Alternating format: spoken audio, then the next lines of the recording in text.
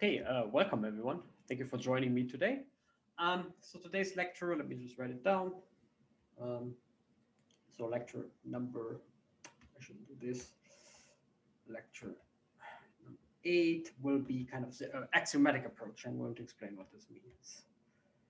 Axiomatic approach.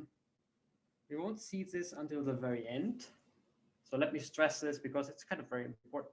So at the very end, I show you an axiomatic definition of homology, and you can think of it like this. So if you have seen, let's say something like this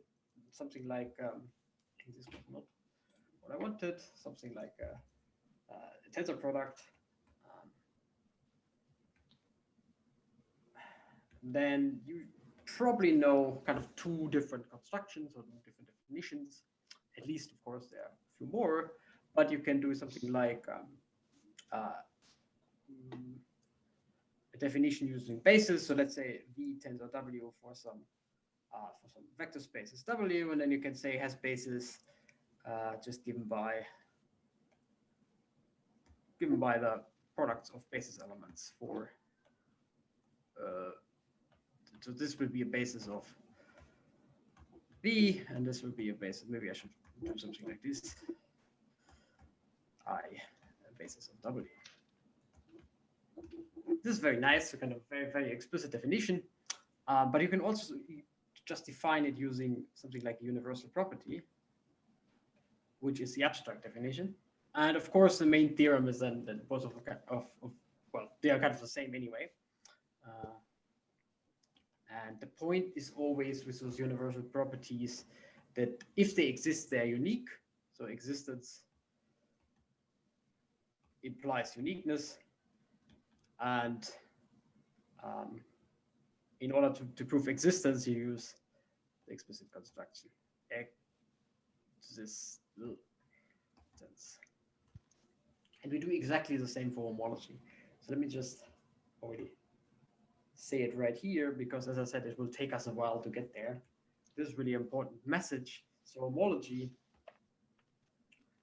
well, there is this axiomatic approach, and we had seen the explicit approach, so singular homology,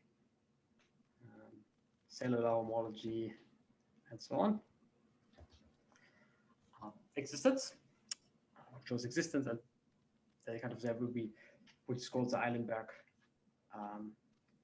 Steenrod axioms, which is kind of the universal property for homology. And maybe I should write this. It's really the universal property for homology. In particular, it will show that everything that exists and satisfies this will be equivalent. So kind of this is the universal property. Property of homology, which is pretty cool. Well, universal properties are always pretty cool. Homology. Very good. Okay, but it will take us a while to get there. So just keep that in mind. And as usually in this setup of doing everything abstract, this has a huge advantage. First of all, you can make everything rigorous. You don't have to wave your hands.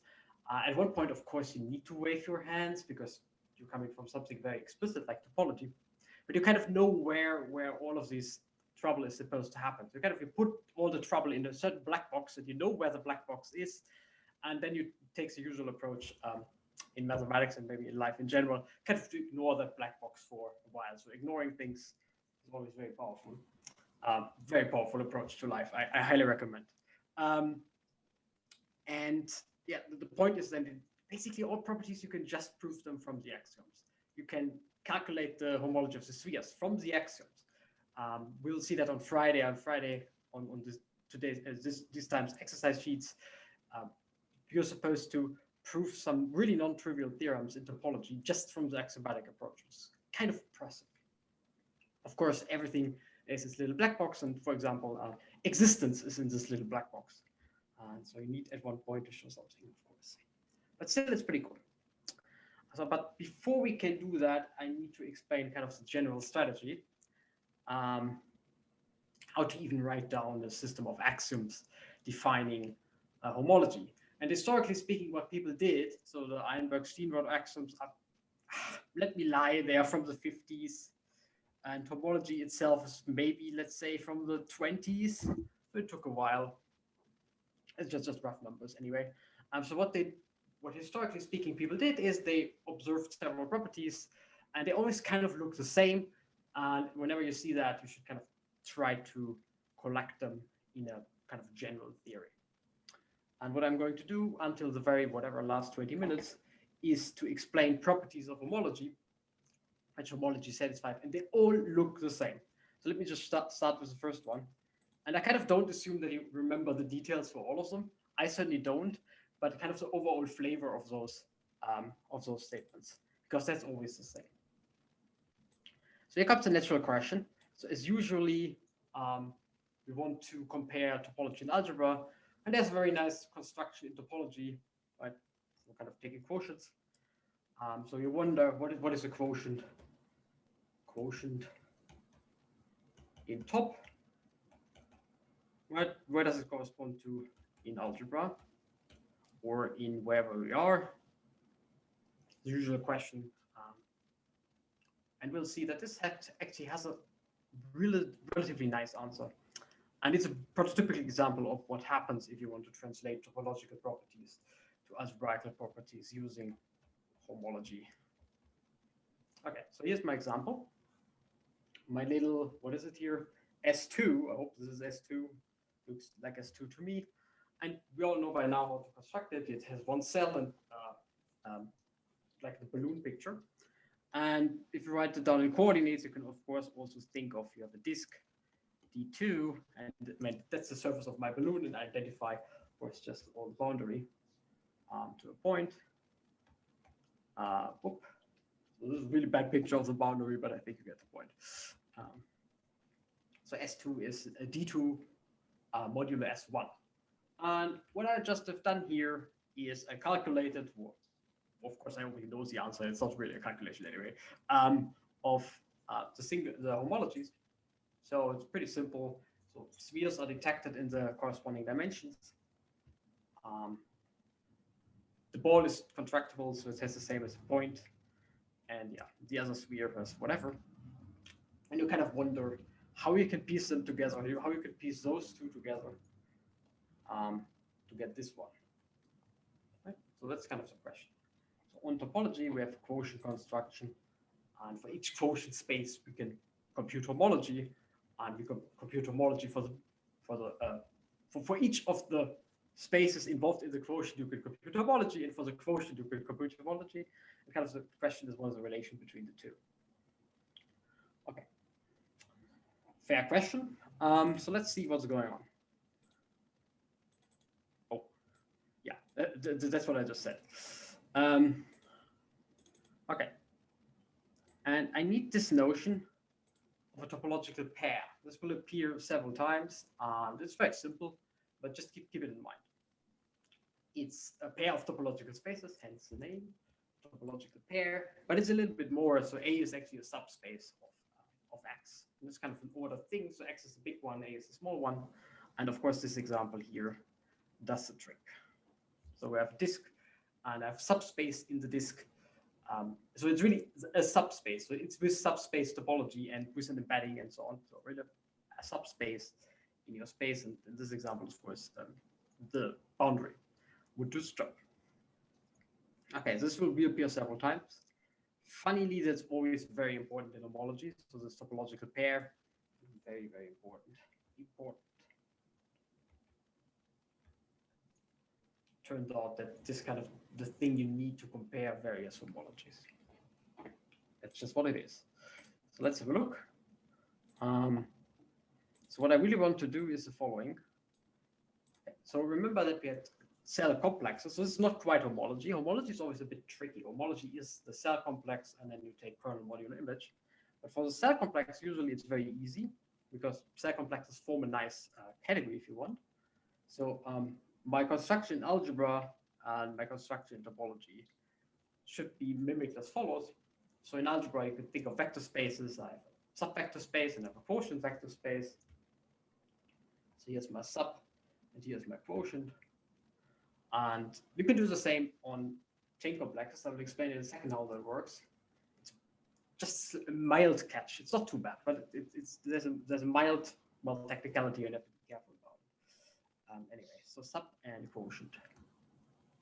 And I already denoted by x comma a, because in the end, this will be the homology of the pair by definition. So this quotient is kind of the important one. So in your space, you have sitting the subspace. So in particular, we'll see that in a second, or I'll show you to you how this works in a second. In the chain complex, you have the subchain complex. Why? Well, think of kind of the chain complex given by the cells. And if you have a subspace, and you can kind of pick the same cells on the subspace, and you get the corresponding subchain complex. So I've written this down here for our good old friends. So which one is which here? So this is D2. This is S1, I guess, and this is S2. So this one should be a subcomplex, let's see, of this one. As a complex, there should be an embedding into the complex.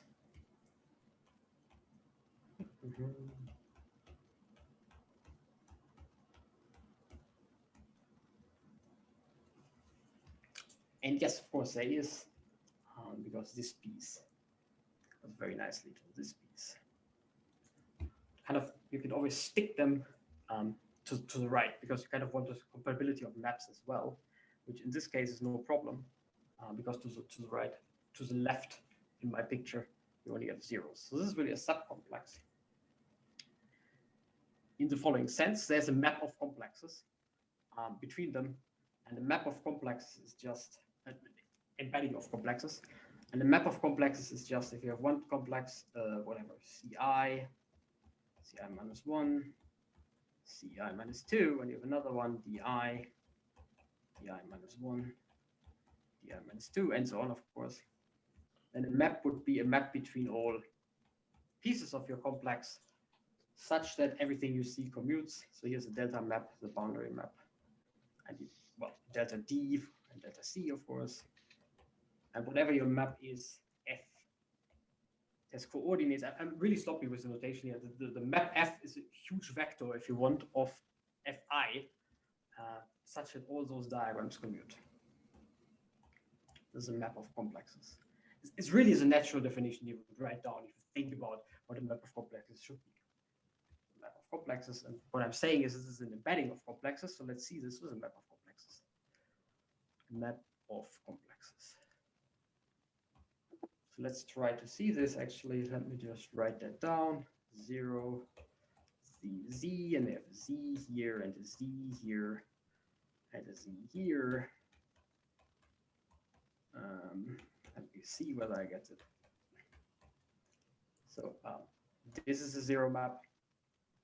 This is 1. This is 0. This is 0. And as you can see here, well, this is a 0 map. This is identity, and this is identity.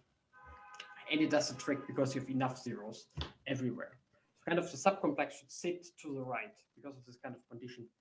Squares need to compute. And you can check that this is true for any subspace. So if you have subspace, then the corresponding cellular, let's say cellular complex, is a subcomplex of the one from the big space.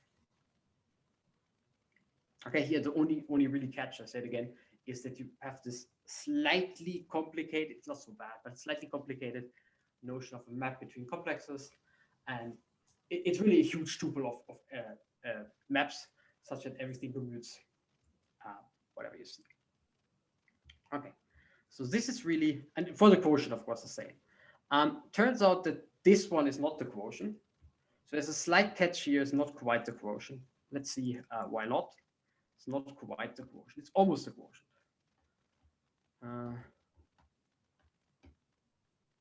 So what I would think would be the quotient, so let's see.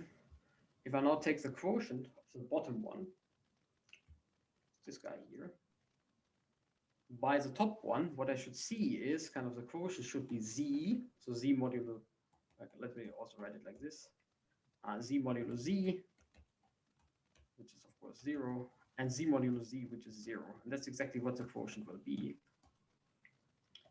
So the quotient in this picture, I'm just taking this and dividing by this, just naively, and that's exactly what works for the groups. For the maps, I mean, it's now clear what the map should be. So Z 0, 0. So the quotient, the sub sits to the right, and the quotient usually sits to the left by this property of faces commute. And this is not our complex. Note that here, this was our complex. It's almost true. So this was our complex from before. So it's not quite the same. And I will make a formal statement later, but it's not quite the same. Just keep that in mind.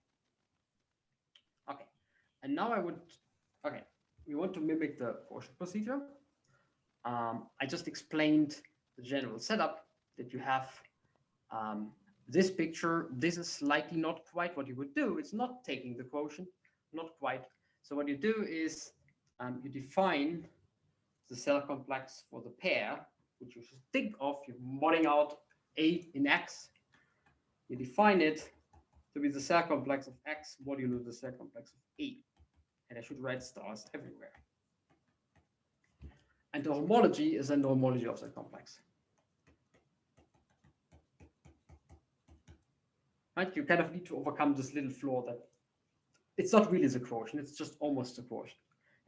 As I said, I will make a precise statement in a second. Homology of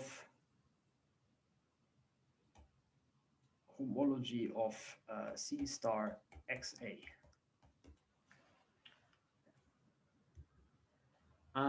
Okay, so let's have a look again.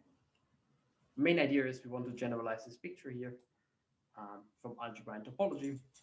From algebra to topology, kind of, you have an embedding of vector spaces and you have a quotient of vector spaces.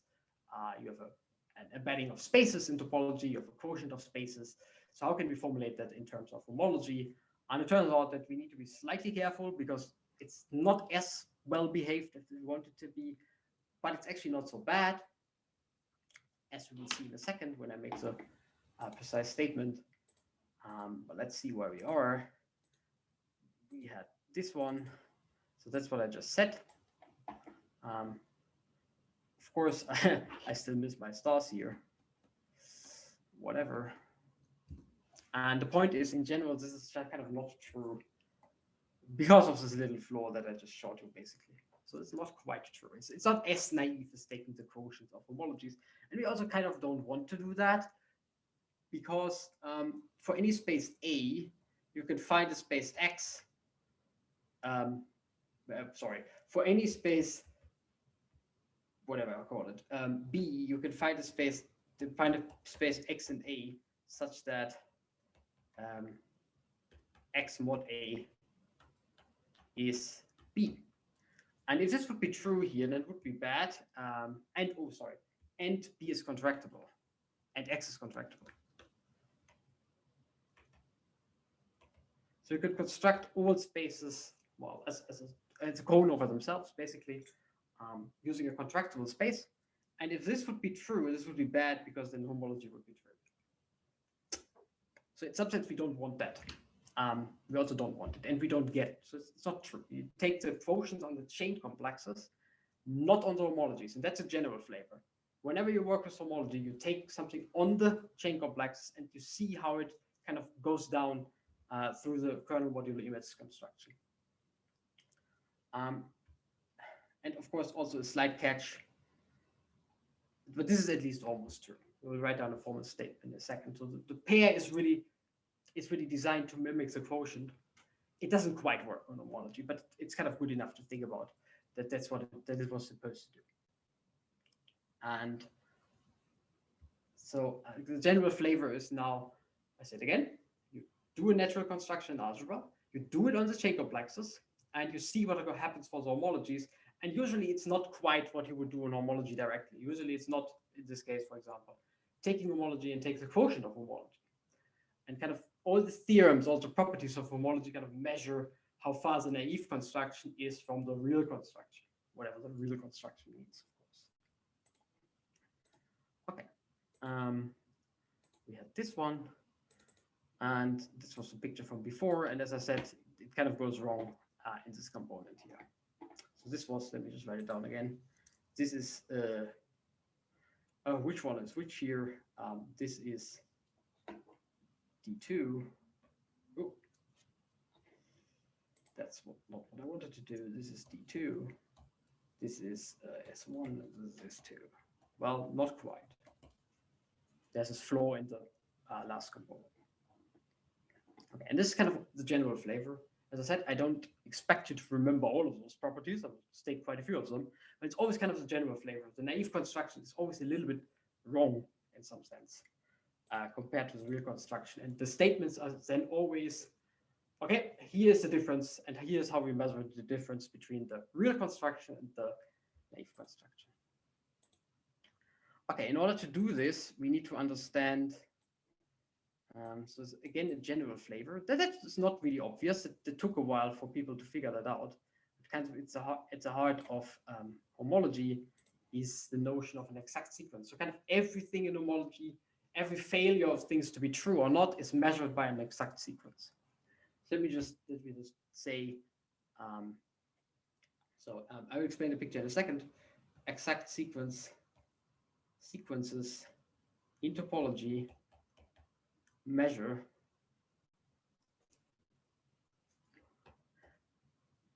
kind of the failure of certain naive constructions to be true.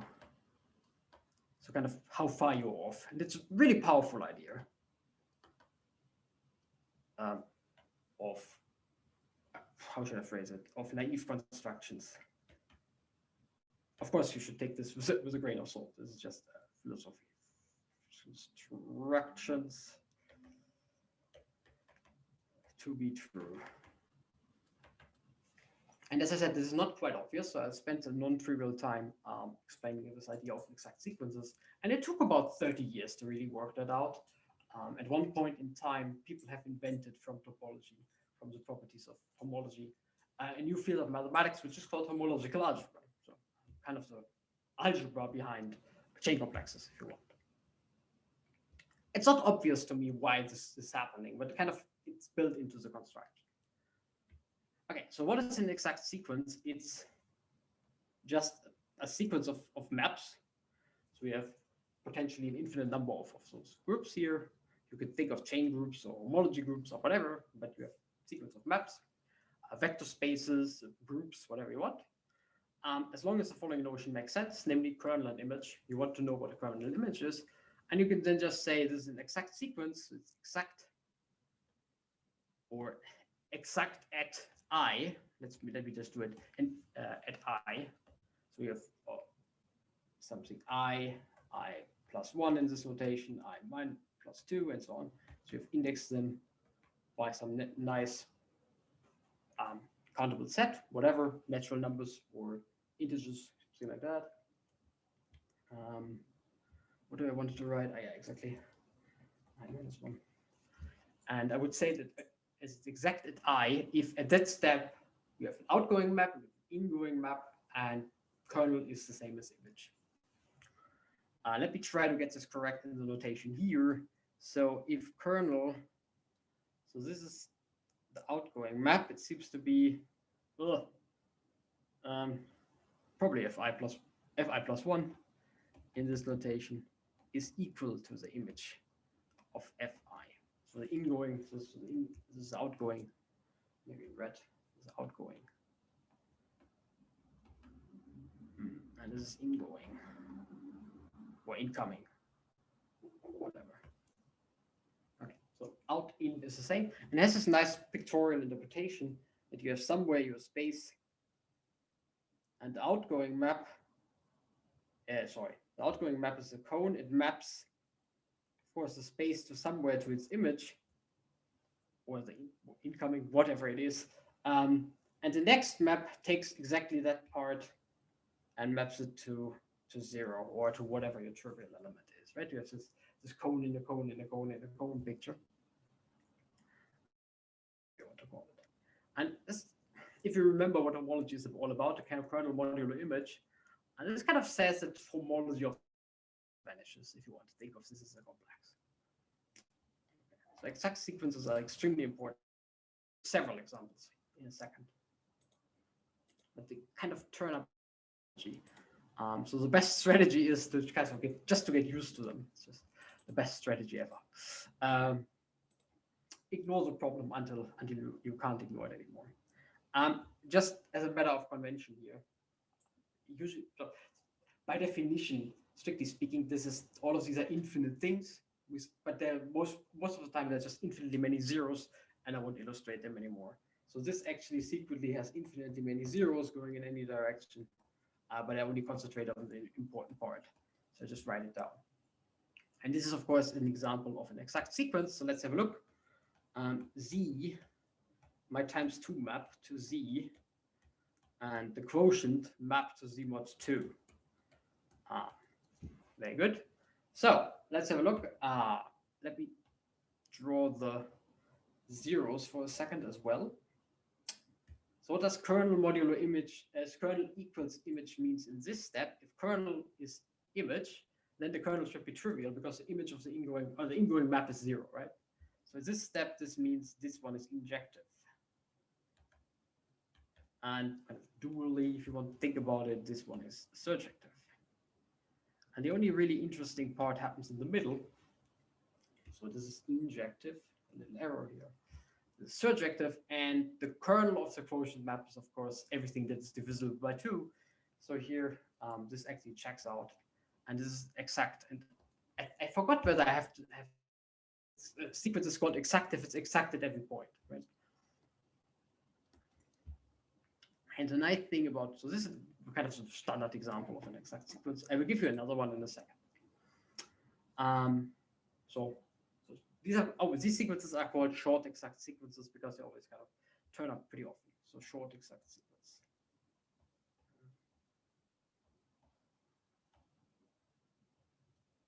And I just follow the standard notation, just called SES in brackets.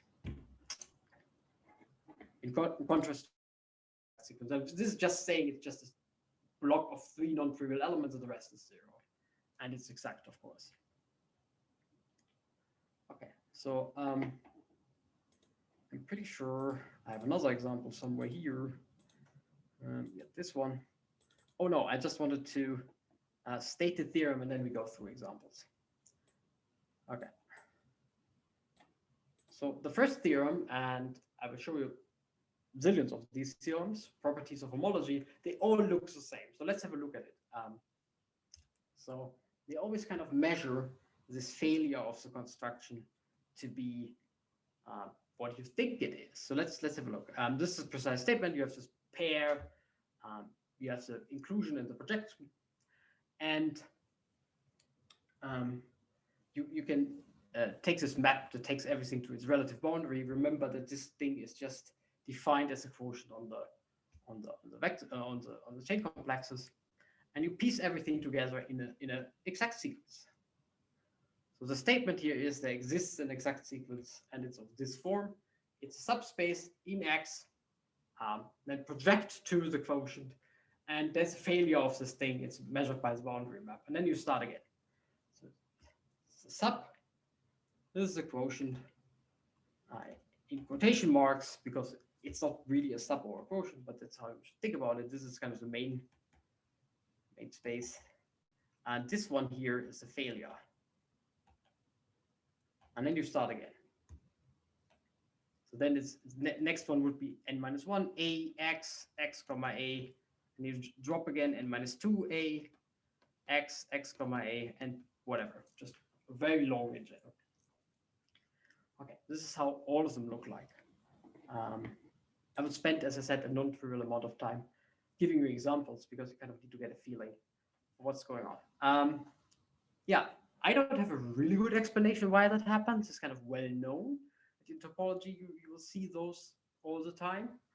I think it's kind of a fact of life, and we just need to get used to it. So let's just do some examples and see what's going on. And first of all, let me, I think, explain why I would think of this as measuring the failure of the naive construction to be the right one. So let's look at some examples. From 10 to 13, brilliant. I hope I haven't missed any examples. So here's this idea. So let me just write down two short exact sequences. If you understand short exact sequences, you understand the general picture. It's just longer. So let me write it down for vector spaces. So you have an example. Let's have a look. Q cubed could be a vector space, and there's certainly a map to Q to the 4, which is an injection. So this matrix up there, A, whatever, this is matrix B. So certainly the kernel of this matrix seems to be trivial. Just checking, just looking at it. And they have a quotient map. Well, it's not really a quotient, but this is definitely a surjection to Q again with a map B. And you observe the property that the kernel of A is exactly given by the vector. It's spent by the vector that I've written down here, just in this form, probably. Okay, and this is, of course, sorry, that's the image of, where are we? The kernel of A. The kernel of A is trivial. Let me just, that's what I wanted to say. The kernel of A is trivial.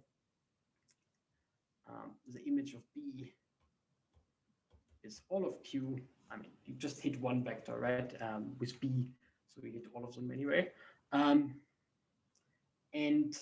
the kernel of B is exactly given as the image of A, because you could check that. Maybe I should. So the kernel of B is exactly given by sped by this vector, and this vector, whatever, x, y, z, if you want. Kernel of B is the span of x, y, z is by definition or by construction the span of x, y, z, the image of A. So this is a short exact sequence, and now something nice happens. In a short exact sequence, under the correct assumptions, this means that the middle guy is a direct sum of its two flanking pieces. So in this case, it looks pretty trivial. But you can build those isomorphisms from the corresponding maps. So in a short exact sequence, the middle is the direct sum of the outer pieces. That's almost true. In vector space, it's fine. In modules, in Z modules, in general, it's not quite fine. So whenever it's true, you call a sequence split. It's just an extra name. But in general, it's just not okay. It's a good analogy. So kind of short exact sequence always gives you a direct sum decomposition of the middle piece in terms of, and you all know that from algebra, of course, for vector spaces. So V W plus W is isomorphic to V if, what was my subspace? Oh, yeah. Anyway, it doesn't matter if W is my subspace. This is just, it's just not quite true for in general, but it's good enough. So kind of the replacement, this is what I want to sell here. The replacement for the direct sum in more general settings like Z modules, like abelian groups, is actually a short exact sequence. It almost wants to be a direct sum. It's not quite. And you can see that here, of course, in this example.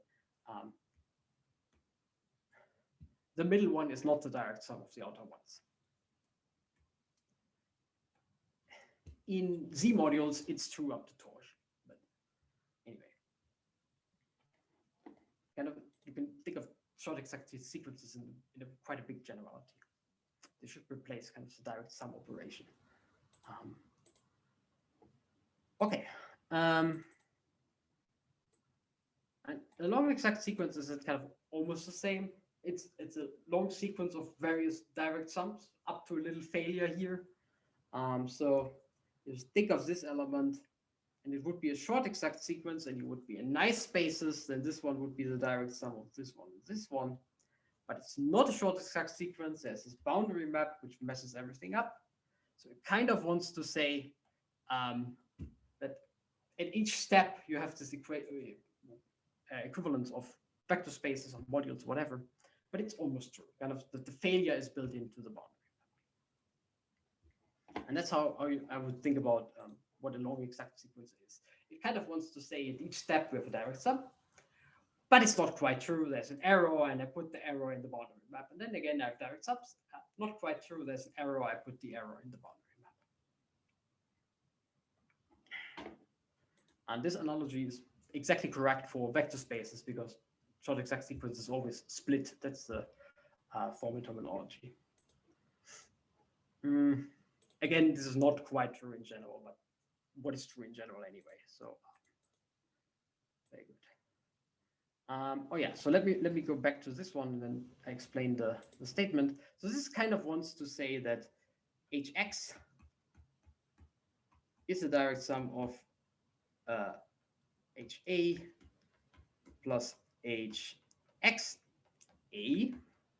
up to some error up to delta. And I kind of wanted to sell the idea that this secretly is hx modulo ha.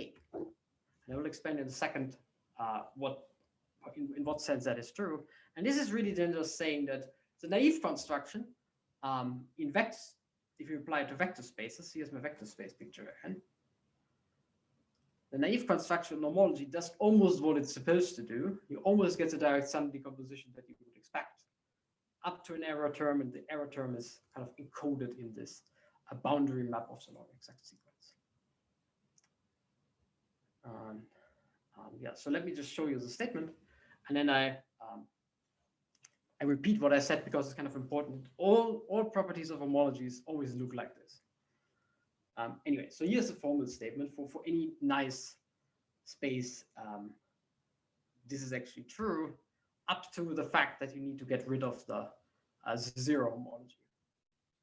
So this funny symbol with the twiddle is the following idea. It's called reduced homology. It's very simple. Reduced. Ugh, I can't spell reduced. Give me another try. Reduced homology. And it has the following property. H star, well, let me just write it this way. Hi twiddle is for all topological spaces is the same as hi, unless I is 0. So what you do in the zeros component here is the following. I will write it down in a second formally, but let me just explain what you want to do. It turns out that, I mean, let's have a look at the following property. So h0 of a point, that's, I count connected components. The point has one connected component, so I write z. From a certain perspective, that's not what you want, because a point is trivial. It would be much nicer to have a 0 there. So you always have it for any space that exists. You have a copy of z there anyway, because it exists. So there is a copy of z. And kind of reduced homology gets rid of this. There's really no information loss because there is a copy of z anyway. And reduced homology would give you, it gets rid of this. It's just 0. Right? It's like you can think of it like this. So you have a polynomial associated to your space, and there is some interesting information contained in the polynomial, but then there's always a factor x in front. Always, for any space. Maybe x is a bad notation here. Maybe let me just change to t. There's always a factor t in front for any x. So you can actually define a twiddle version if you want without losing information by just keeping that bit and get rid of the two factors. It's just decoration anyway. And that's exactly what reduced homology does. And reduced homology of a point now is 0.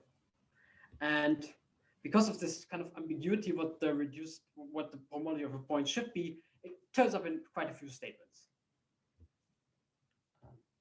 But it's really nothing scary. It's just the same up to the zeros component. Let me write down the formal definition.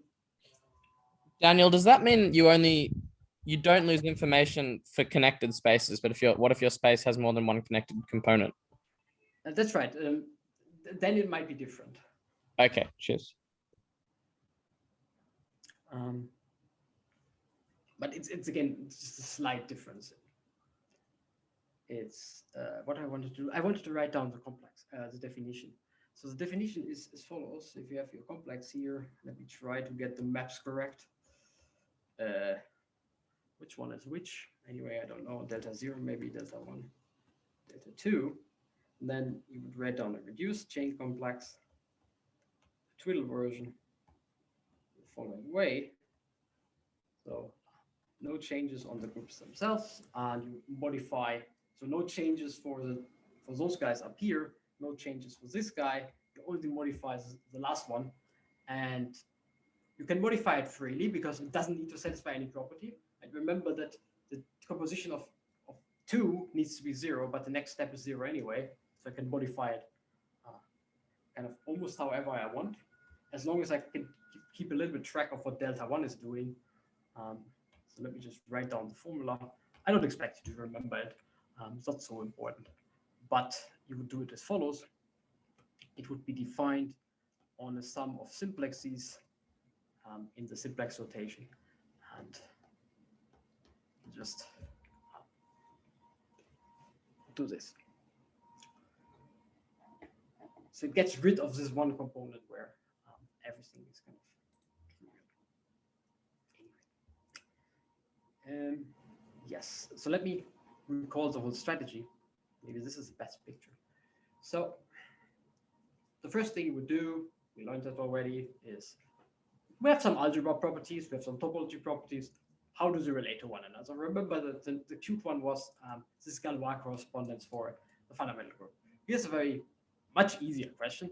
I have quotient construction. What does a quotient construction give on homology? It turns out it gives almost the right answer.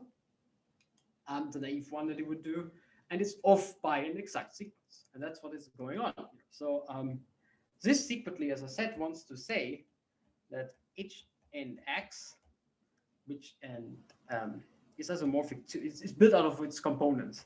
It's built out of its subspace and its quotient, if you want to. It's just almost true. The real catch here is the delta map, the boundary map. And okay, there's also the slight catch. This is not quite what it is, but anyway. Okay, so that's kind of the flavor. Algebraic operation should be reflected in a topological operation should be reflected in an algebraic operation, and it almost works. In almost all cases, you get the flavor of an exact sequence. Okay, that's what I really want you to remember. I don't want you to remember the precise form of those sequences. It's much more efficient to look them up whenever you need them. Okay, so the point is they always look the same and you always know what to expect. So let me now show you several examples of those sequences. I need to rush through them a little bit quicker, but they all look the same. And that's what I want. And then because I need to go to the axiomatic approach. And the axiomatic approach is mimicking what I just showed you. We'll see that. But anyway, forgive me if I'm now a little bit quickish. Oh, I wanted to do an example before. So let's do an example. How this usually looks like, of course, in my previous example. What was it? D2. I had the pair D2 S1. Oops, D2 S1 as a pair. I probably wanted to write D upper 2. Not that it matters, but anyway. D upper 2. D upper 2 S1. And I had S. Yeah, so that's my pair. So my construction, my sort of sequence gives me now this thing here, which you usually can't really fit in the line, but anyway. So it starts with, so this is A and this is X. So it starts with A, then X comma A, then A, and X comma A, and so on. A, X comma A. And this is how it works. You just fill in, I mean, you know all components, right? You want to know this one. You kind of know, let's say you want to know this one. You also already know all the other components. I should have said that. Give me another try. Because you have this direct sum decomposition at any step. You can kind of choose which one you like to compute from the others. Right? So in this case, I would like to compute the green one from the others because I already know the others. So I know H, I know this one, it's 0. I know this one, where is it? It's Z.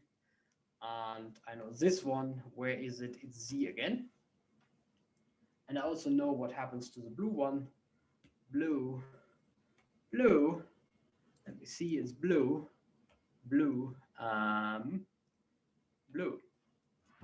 Very good. And let's assume we don't know anything else, except that the theorem that there is a short exact sequence. Now we can fill in the numbers. So I can fill in this one, I can fill in this one, I can fill in this one, I can fill in this one, and I can fill in this one. Right now, because everything is 0 here. Well, of course, I can fill in this one. Anyway, so here's something nice. This little piece of the complex.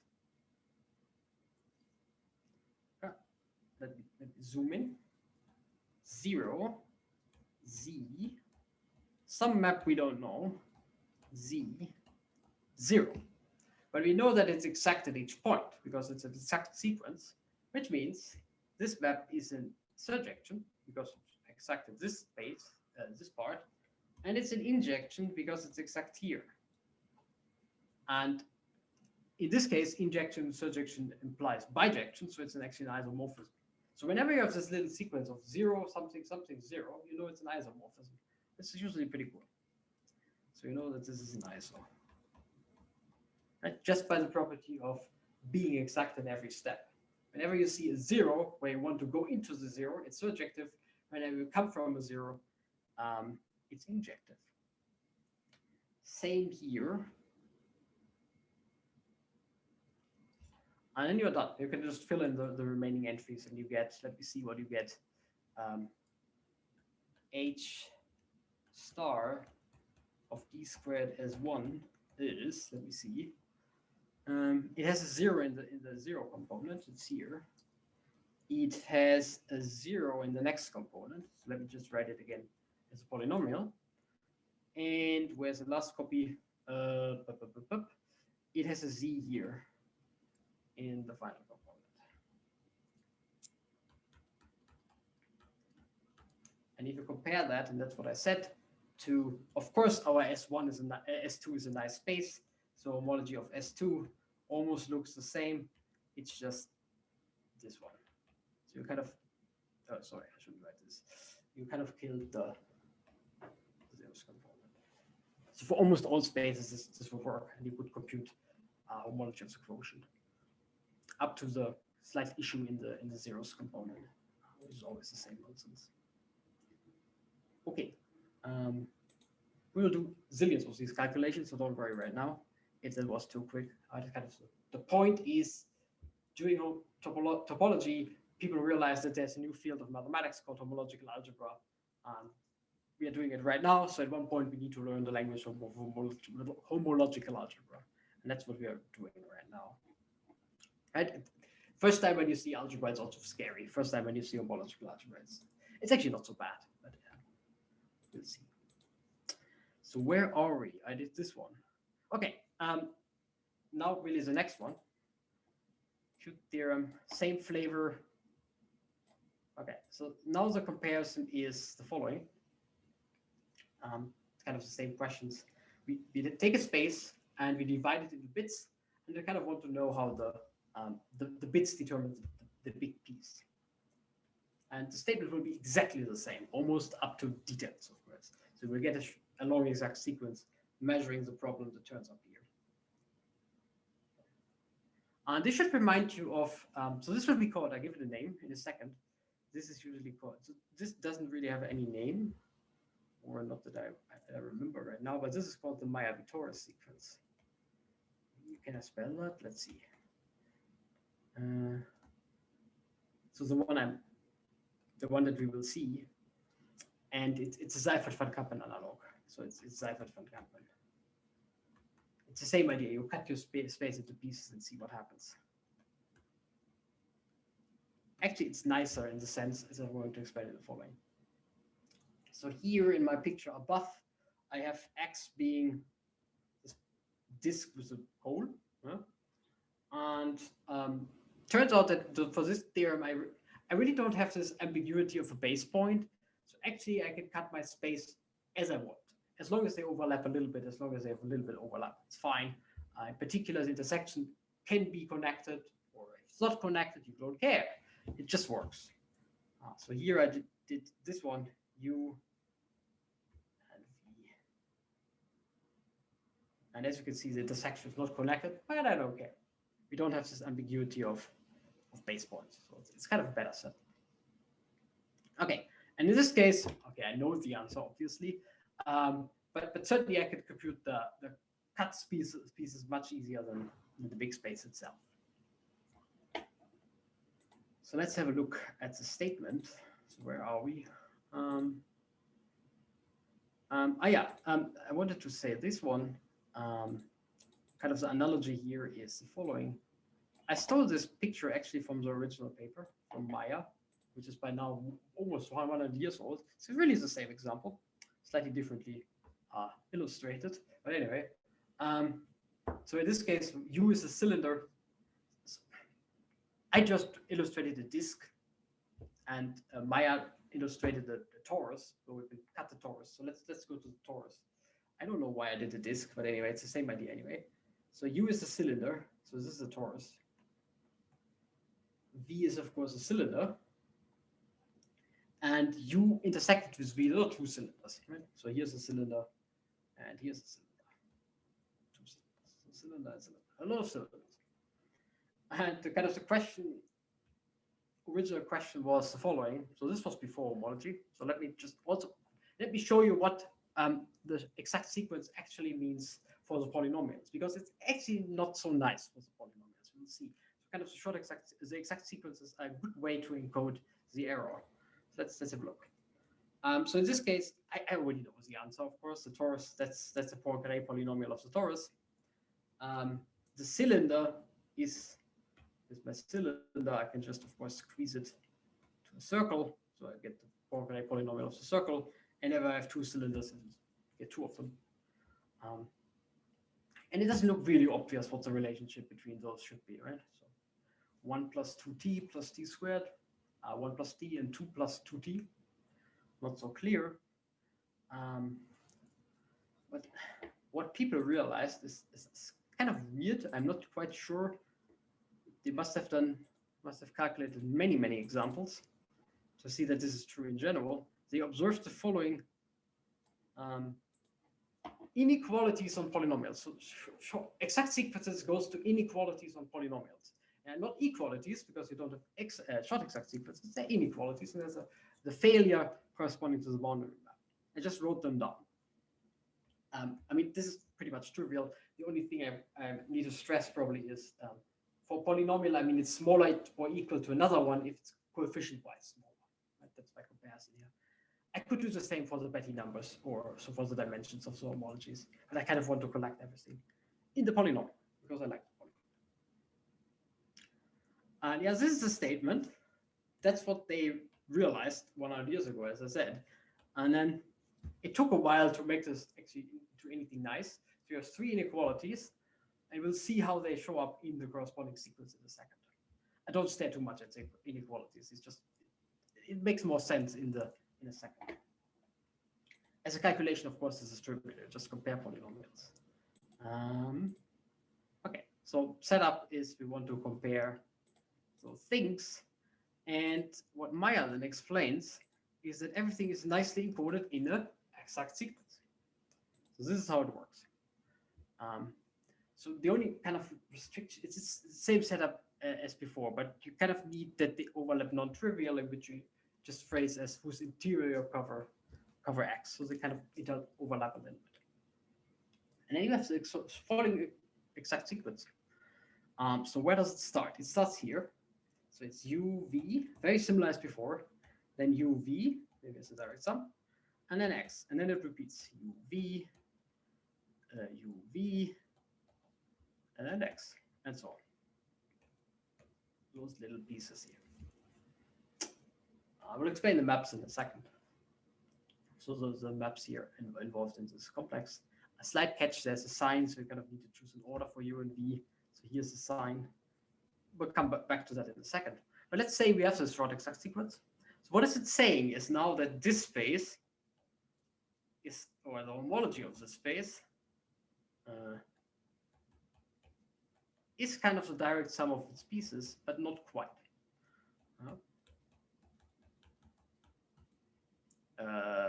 Sorry, there was an intersection somewhere.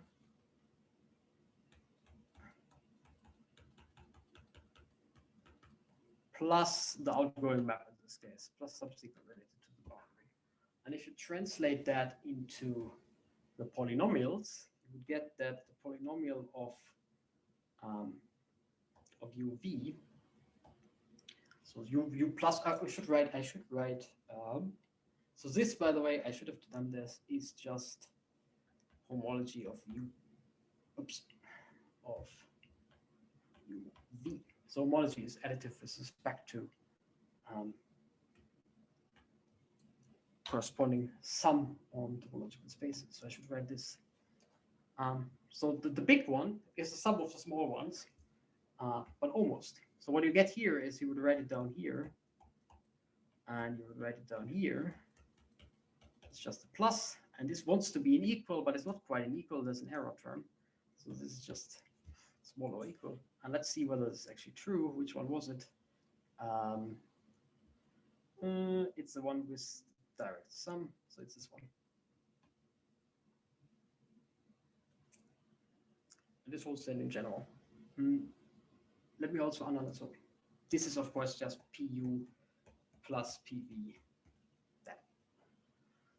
Okay, so let me do another one, because the exact sequence tells you that holds at any step up to some error. So let's say we want to compute this one. Okay, so the exact sequence tells us it wants to be the direct sum of those two up to some error. So it wants to be HNX, let's see, is isomorphic to HNU, let me just write it like this, plus, and you see this drop here, because it jumps in the next bit of the short exact sequence, plus some error term. And we should see this in the polynomial that I should have written something like, let's see, I will check in a second upstairs, that this is lower or equal to plus, and this is shifted, so I would put a t in front here. So let's see whether I've set that, and oh, looks good.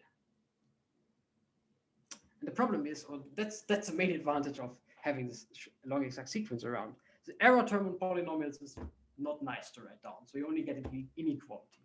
So if you wonder how to get equality, you should go to homology, and it's just what it is. You just read it off from the exact sequence. I will repeat what I said in a second, but let me just, for completeness, fill in the maps. Just to be sure here. So there were maps, there was an I, there was a J, there was a K, there was an L, and there's a delta. So let's have a look at those maps. So here is just the induced maps, just the induced maps. So I is the one that embeds U, well, orbital notation, but I hope you get what I'm trying to say. I is the one that embeds U intersected with V in U, and J is the one that embeds U intersected with V in V. K is the one that embeds U in X, and L is the one that embeds V in X. And as I said, you need to be a bit careful, not too bad, but anyway, there's an order involved. So anyway, so whatever. You say you like U more than V, and you get a sign here. And of course, it doesn't depend on your choice. But just be careful for computations, you need to do that. So that's what I just said. So in each step, you actually get an inequality of Poincare polynomials, which is another way of kind of trying to understand what a short exact sequence is. So you don't get an equality of polynomials, you get an inequality of polynomials. Whereas the error term is kind of hidden in those boundary maps. And you get it in each step. So it depends a bit what you want to compute. If you want to compute X, you would do it here. If you're, for some reasons, interested in the section, you would do it here, something like this. Most of the time, of course, in this setup, you would be interested in X. But anyway, you can choose. let's have a look at the boundary map. It's kind of nice, but the only non-trivial ingredient here. So where are we? Yes, so here's a boundary map.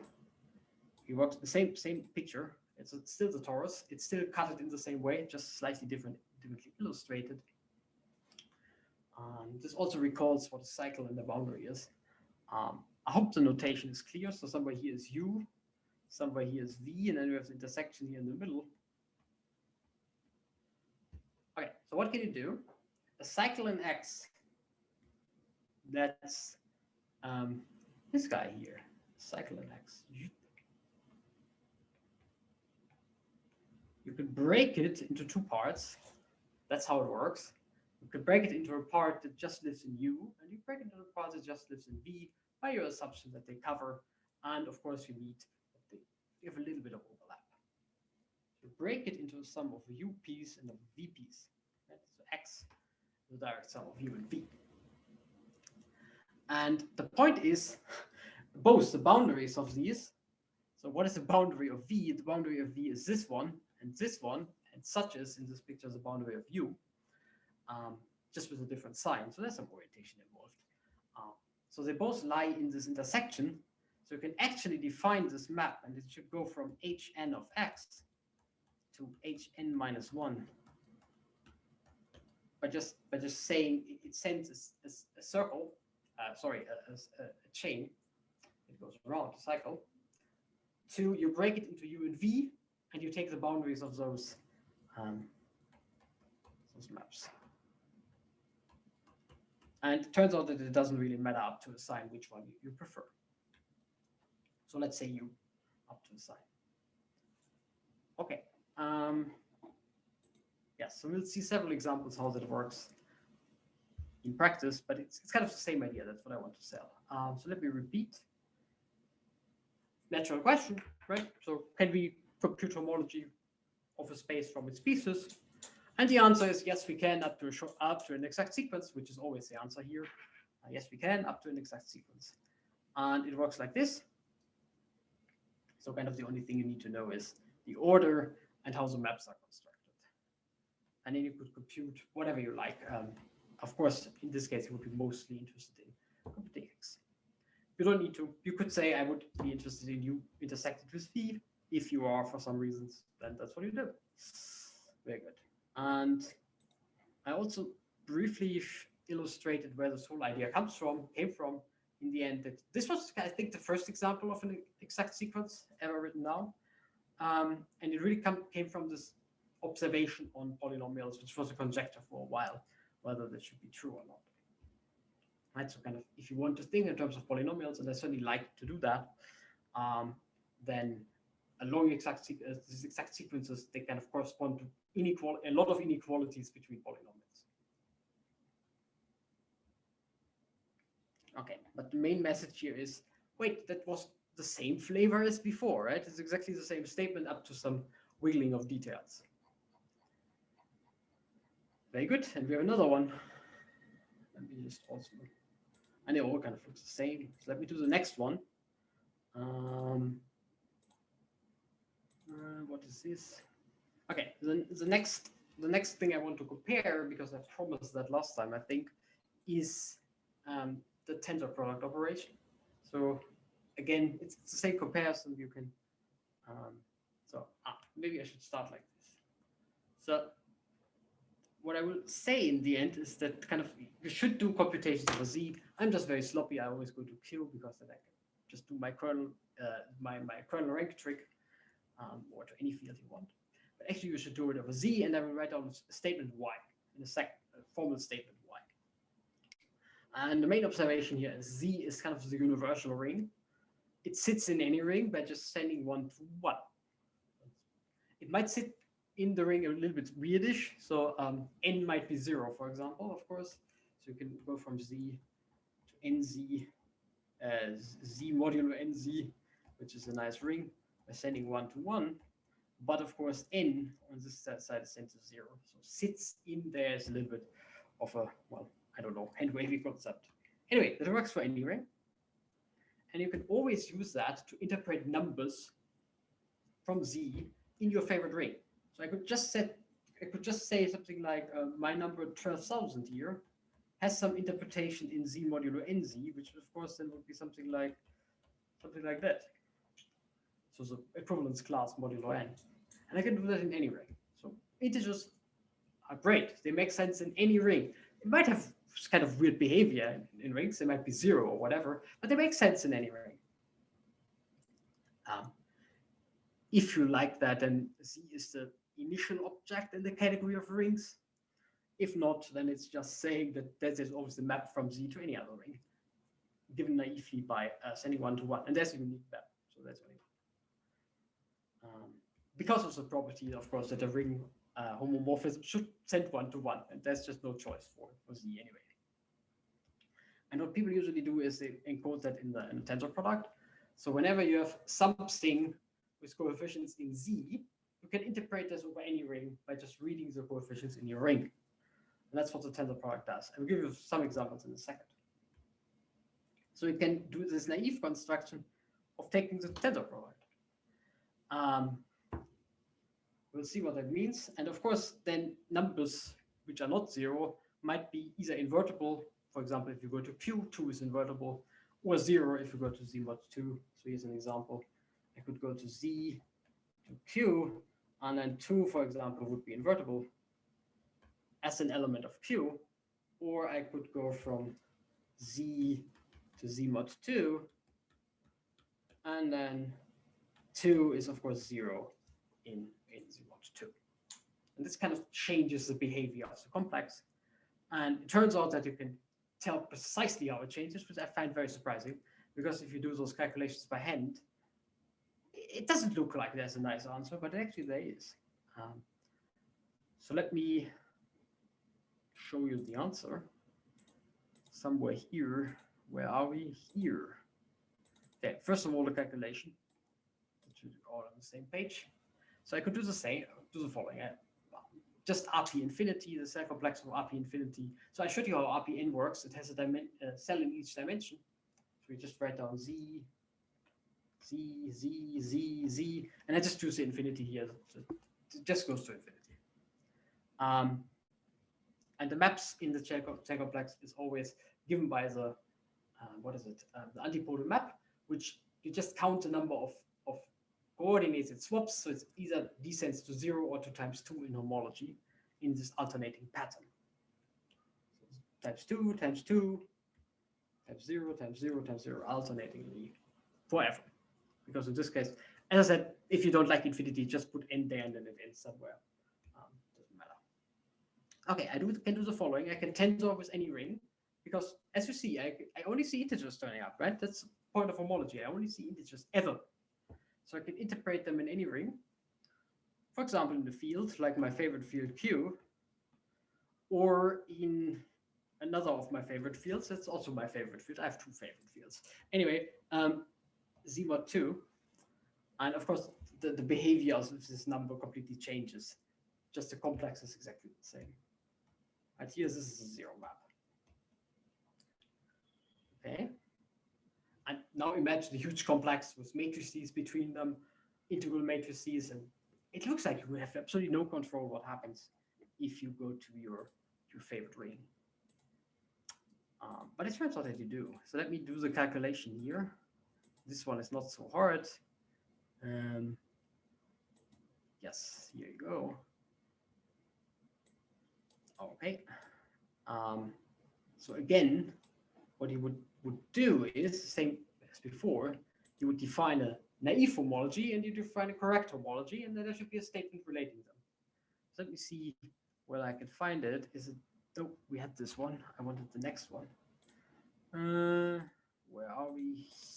Here.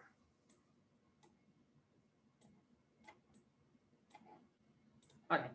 So homology lives with Z coefficients, and whenever I drop the second index, it's with Z. But I can interpret it in any ring, and the correct construction, I hope that something we've learned so far, is not just to take the homology and naively do your operation, but takes a chain complex and naively do your operation, and then take homology. So the homology with coefficients, this one here, your favorite ring, is just the homology of the chain complex. and not the homology tangent with the corresponding field, which you could also do because it's again only integral coefficients. And the theorem I'm going to show you is the last one for today. Don't worry. I think same flavor as all the others. There's an exact sequence measuring the difference between the two. That's just what it is. And it's called the universal coefficient theorem, UCT. Let me just write that down. Maybe I do that somewhere. So universal coefficients theorem, UCT. And here's kind of the comparison. In this example upstairs, so this is just the homology of the space. Let's see whether we can do that. So this is even an odd thing, right? So the first map is 0 and the ingoing map is 0. So I just write Z here in the lowest component. The space exists as usual. And then it's always the kernel modulo image. So it either dies, this was this one, because you're here or here or whatever, because the kernel of the times 2 map it's injective, right? So the kernel is not existing. Or you're in the what? I hope I got even and odd correct. We'll see in a second whether I got it correct.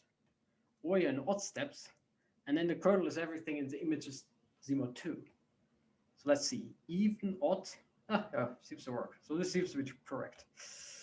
Right, so it's Z-mod 2, Z-mod 2, 0, Z-mod 2, 0, Z-mod 2, 0 up to infinity. Actually, pretty nice also. Okay, and you tensor this complex naively with Q and all the torsion term dies. Everything where 2 is 0, that can't survive if you tensor with Q. So that's what you get. And it turns out that this is the same as just taking the homology of the complex upstairs. So where was my complex? Here. If you take the homology of this complex, what you get now is, well, the times 2 map is an isomorphism, right? So the times 2 mapping Q is an isomorphism.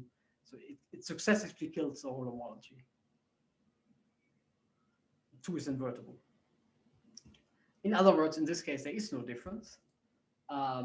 If you analyze the Z-mod 2 case, you realize that they're different. So let's have a look. In Z-mod 2, if you just take the take complex and take its homology, now absolutely every map is 0. Okay, so you just write down, well, it's Z-mod 2 in any component. All maps are 0. Okay, but it turns out that this one is really different because, well, because of this else. If you tensor else, so the 0 in else with anything is still 0. So we get something different. And this kind of, if you do more of these calculations, you would be like me, try the next one. It's not so easy to see a pattern. And it's surprising, actually very surprising in my opinion, that you get a really nice relationship between those two guys. The naive construction. So this is a naive one, and this is a good one. Let me just write that down. Naive. So the good one is always the one where you do your operation on the chain complex and then take homology, and the naive one is always where you do the operation on the homology directly. The advantage of the naive one is, of course, that it's much easier to compute. And kind of all of these statements give you kind of a recipe to go from the naive one to the one that you're really up for. Okay, let me write down the statement. Then I take 5 minutes to repeat what we have said. And I go to the final statement. Okay, it's actually a short exact sequence in this case. It's better than, in some sense it's better, in some sense it's worse, because it's short exact in each piece. You still have a lot of pieces of them. So if it varies. I will explain that one in a second here. But it really just, in this case, because it is a short exact sequence, you actually get this decomposition in general because even over Z, it actually splits. So here's a really nice statement, very simple. The homology of the one you're interested in is the homology that you naively get. So this is naive plus an error term given by this torsion part, which I will come back later. Today I will just show you the properties of it. I mean, I don't know how you feel. It's a closed formula for a problem.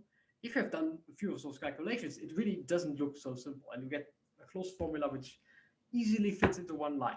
It's pretty impressive. In all generality, R is your favorite ring and X is your favorite space. It's pretty impressive. And yeah, so you can actually now compute.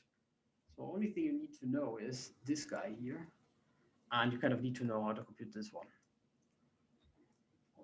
So this operation is usually very simple. This is usually simple.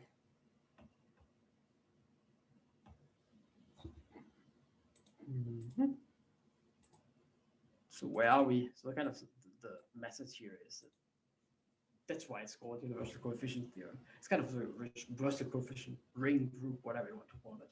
Because if you know something over Z, then this tells you how it works over your favorite field, ring, whatever.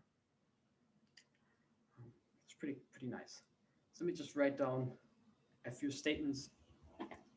Just write down the formal definition of Tor. It doesn't matter so much for now. The most important part of this longish part here, it just fits here, perfect. That's a formal definition, but kind of what you need to know if you ever want to compute it are the properties. So most importantly is whenever you have a field of characteristic 0, torsion just dies, whatever it is. So in particular, so here for Q, for R, for your favorite field of characteristic 0. So let's feed this into the statement. Then Hn of X with Q coefficients is isomorphic to Hn of X with Z coefficients, tensor extended over Q, plus the 0 term, because the torsion term vanishes. And that's exactly the statement you want. And well, the same is true for R, or whatever, any field of characteristic 0 you can come up with. And in general, this is just this one. It's just the kernel of the corresponding map. So pretty cool statement. So here it is again. Okay. Yes, I have some time to go to the final formulation. Pretty beautiful. You can basically ignore what I said so far, and the last part will be pretty great. Don't worry. But let me just repeat what we have seen. It's always the same flavor, right? It's just always the same flavor. Just the details are a little bit different. So I showed you 3, and there are more. I just showed you 3 of them. I showed you the comparison of the quotient and the naive quotient, which is captured by what a surprise, long exact sequence. Well, it is surprising if you see it for the first time. If you see this for the 500th time, it's not so surprising anymore. So that's what I should have said. The comparison of X to its pieces, it's given by, what could it be? Well, a short exact sequence. Very nice. So this is important. The comparison regarding the coefficients you like to choose is given by a short exact sequence. An exact sequence. So everything's kind of governed by exact sequences. So whole homology is governed by exact sequences. Pretty nice. Okay, give me a break to take a breath and take away flavor for the first part. Is it's kind of, you shouldn't be surprised if you say a statement that there is an exact sequence of a certain type. As I said, I don't expect you to really remember all of the details, but kind of whatever kind of problem you have in mind in homology, there should be an exact sequence solving it. This is true in quite some generality. Okay, and then people kind of put everything together. Did I want to say that here? Oh, I actually had another one. Okay, let me just pull it up as well, just for completeness. Where are we? This one here.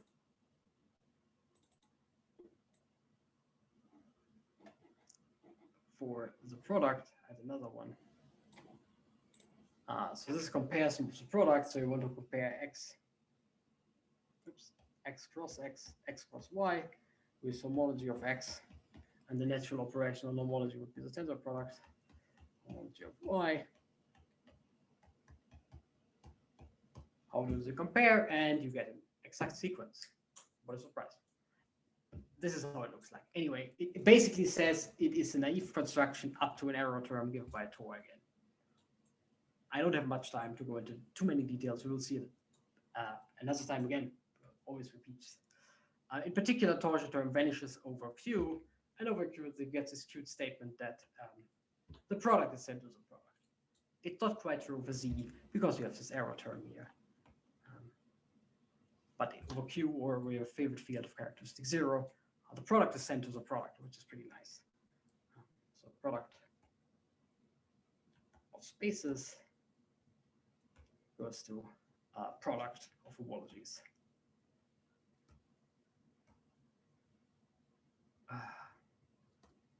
Over Q.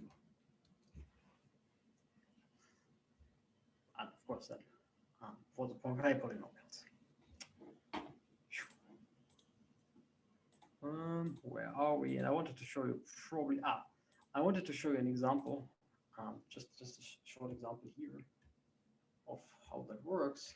So for example, you would like to compute the homology of the torus, and let's say we don't know what it is, and let's say we are not very sophisticated today. We just want to do it over rational numbers, and it should tell you then this is the homology of S1 over rationals times the homology of S1 over the rationals.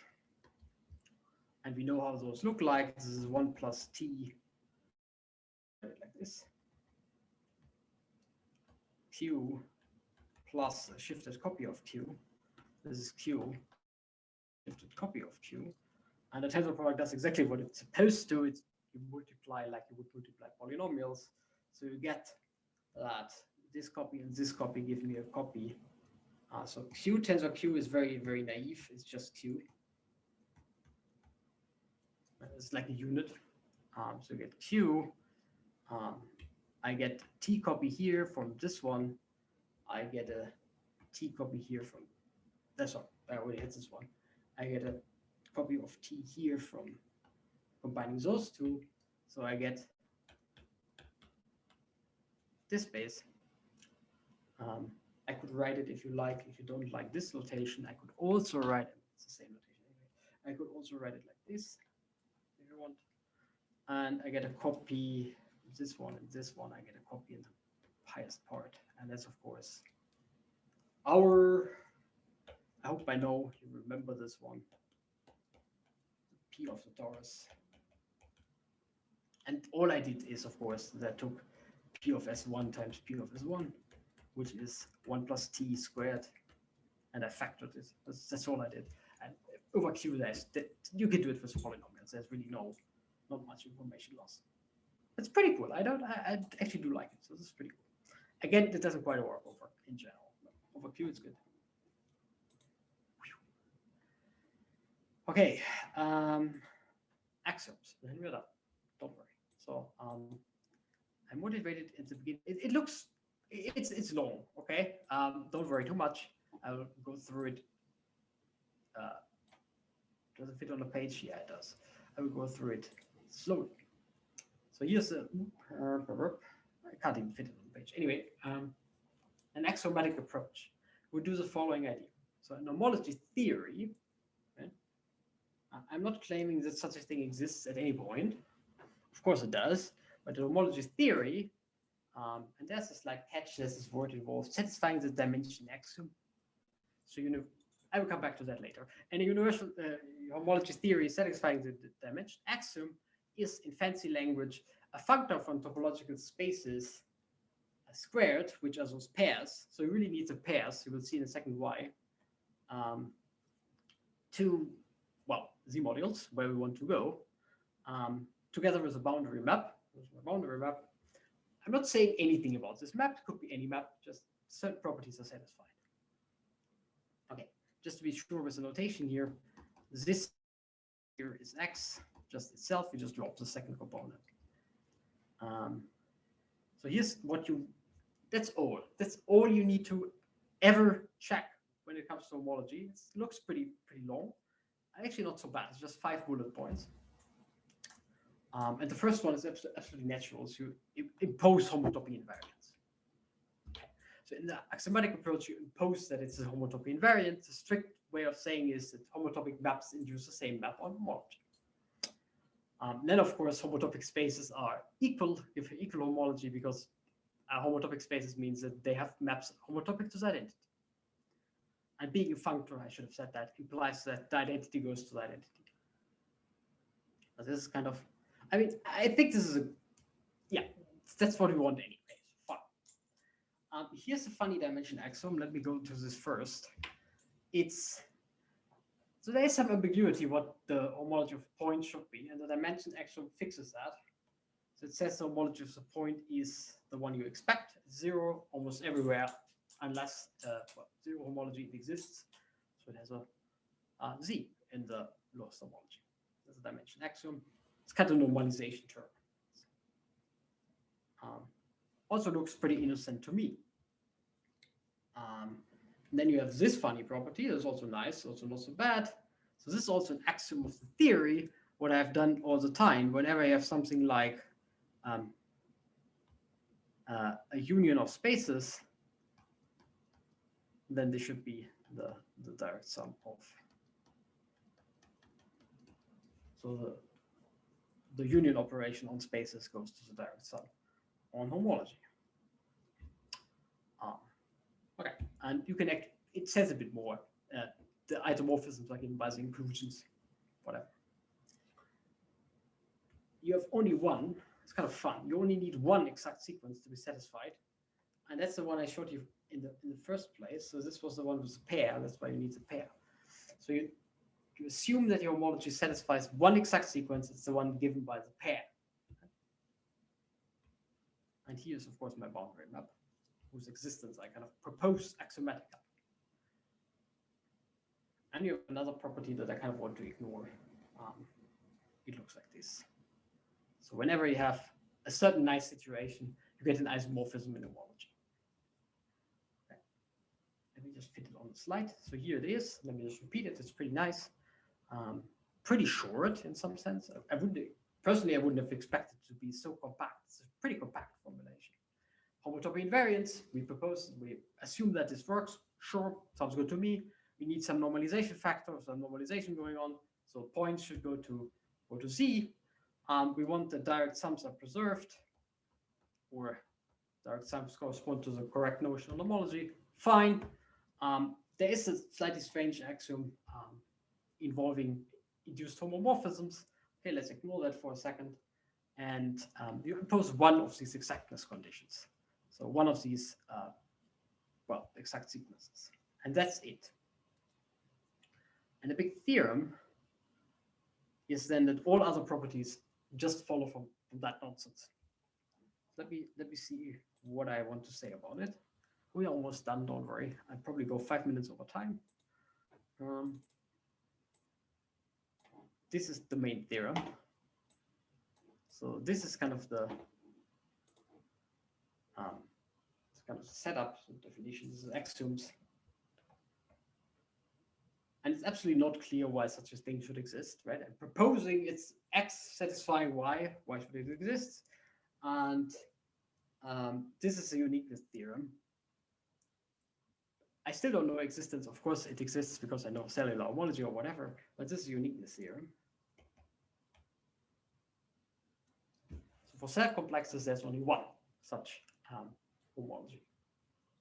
Particular singular homology. Oh yeah, so then you would, of course, check that whatever we discussed so far, so singular homology and cellular homology and simplicial homology, cellular and simplicial, they all satisfy this bunch of axioms. So they're all the same.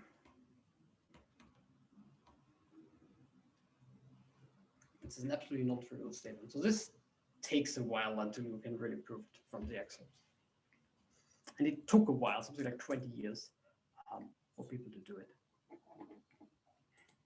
Okay. I think I have one more thing to say. Let me see, and then I wrap up. Oh yeah, I just summarized what I wanted to say about this. So what you would need to check is, so this theorem gives you uniqueness. You need to check existence. Singular homology does the job. Cellular homology does the job. Whatever. And this applies that they're all the same. And all of these properties I showed you so far, they all follow from just those 5 little axioms. This is not so bad, actually, if you think about it. It's actually not so bad. So 5 axioms, we'll repeat them in a second, imply the whole theory, which is pretty cool. Pretty cool statement. So everything I showed you so far, all the calculations, all of them is implied by those theorems. For example, you could compute homology of spheres, not knowing what a sphere is, just using those axioms. Pretty impressive. On Friday, I will show you a lot of non-trivial statements, like this one, which follow or this one, which follow just from the abstract properties. They're true because this is homology. This is the description of homology, which is very impressive. Okay, so let me wrap up the last part, and then you're good to go. So the axiomatic approach to homology has 5 axioms. Secretly, there's a 6th one. There's existence of this functor. So proposing that it's a functor is the 6th axiom if you want, but it's still pretty compact. So satisfying the dimension axiom is a functor satisfying blah. Okay. Homotopy invariance, sure. Normalization axiom, this is the last one here. Fine. I also like this one. It's kind of what you naturally would impose. The exact sequence one is a bit strange. As I said, if you have worked with homology for 20 years, you would expect the exact sequence. Turns out that you need exactly one of them. The one that compares x and x comma a. So this one. And there's an isomorphism property of such a that say something about subspaces. And this implies everything you want. In particular, my this theorem, which is really nice. It's unique up to equivalence. Very nice. And yes, so this is kind of important. So I should have said that. I'm not going too much into details, but if you drop this, it's kind of funny. If you drop a dimension axiom and just would keep the rest, then you get actually quite a few different non-equivalent homology theories. So this was also a door opener for new homology theories, which have exactly the same properties up to the dimension axiom. And it turns out that the dimension axiom, that's kind of the point here, plus those other properties, they nail down what kind of homologies you should expect for all spaces. So if you vary that a little bit, you can get very different results on the spaces upstairs. Anyway, that's it for today.